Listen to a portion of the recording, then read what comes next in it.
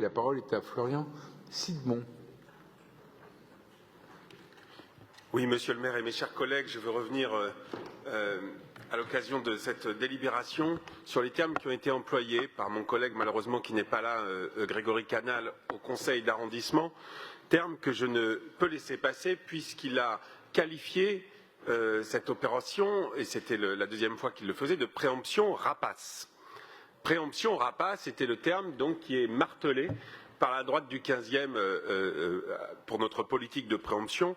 C'était la deuxième fois qu'était utilisé ce terme qu'on ne peut pas laisser passer.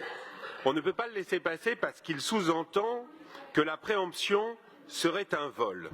Or, évidemment, ni le propriétaire, ni la personne qui prévoyait d'acheter le bien ne sont volés dans le cadre de la préemption, puisque, je le rappelle, la préemption est un droit permettant aux collectivités d'acquérir en priorité des biens à la vente pour mener des projets d'intérêt général.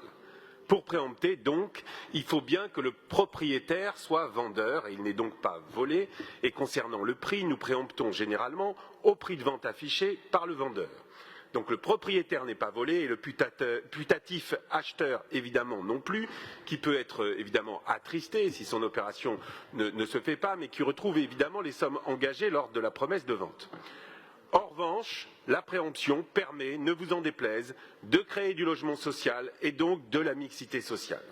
Alors concernant plus spécifiquement cette opération du 96 rue d'Alray, il s'agit d'un immeuble qui avait été ciblé il y a très longtemps pour des besoins liés à la voirie parisienne, ce qui a entraîné l'acquisition au fil de l'eau mis à la vente.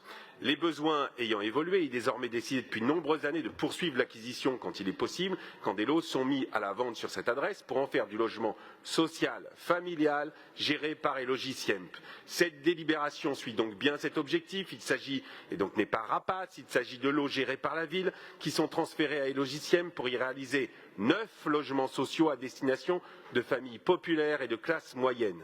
Alors en revanche, sur le marché immobilier, il y a des agissements rapaces, on le sait, pour de bons ceux-là. Ce sont ceux des marchands de sommeil, ce sont ceux qui s'opposent ou veulent contourner l'encadrement des loyers, et ce sont ceux qui souscrivent du marché des logements pour faire du Airbnb.